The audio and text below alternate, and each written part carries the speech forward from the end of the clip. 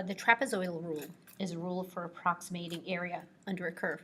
So let's just do a little example. Suppose we're looking for the area under ln x between 1 and 5. You know that I can't integrate this, but I can graph it. So there we have ln x. And what I'm going to do is divide this into, I'm going to choose 4 pieces to make this easy. So if I look at the graph of this, right, between 1 and 5, so this is, we know it comes through at 1.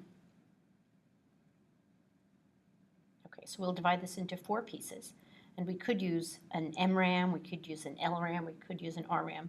But here's what I'm looking at. If I look at this little thing with a little curve on the end, if, in fact, I'm not, but if I took my delta x to be small enough, this little curve, again, because of local linearity, this little curve could almost be considered linear.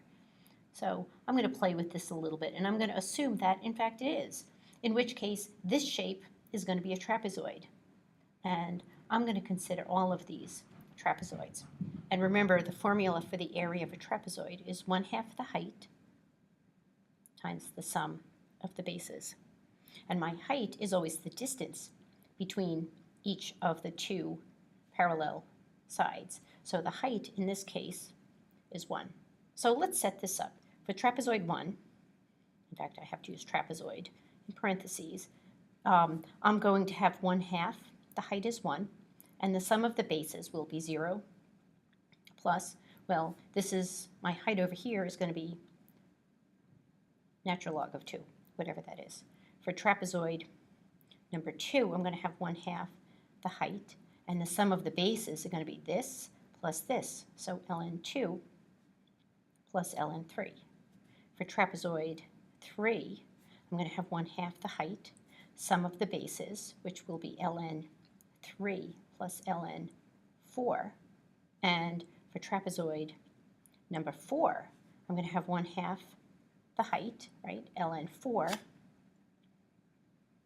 plus ln 5. So if I added all of these together, I'm going to have 1/2 times 1, and then I'm going to have 0, which in fact I'm going to write that as ln 1 just to make a point. I'm going to have 2 of these ln 2s, I'm going to have 2 ln 3s, I'm going to have 2 ln 4s, and I'm just going to have a single ln 5. And this is what the trapezoidal rule looks like.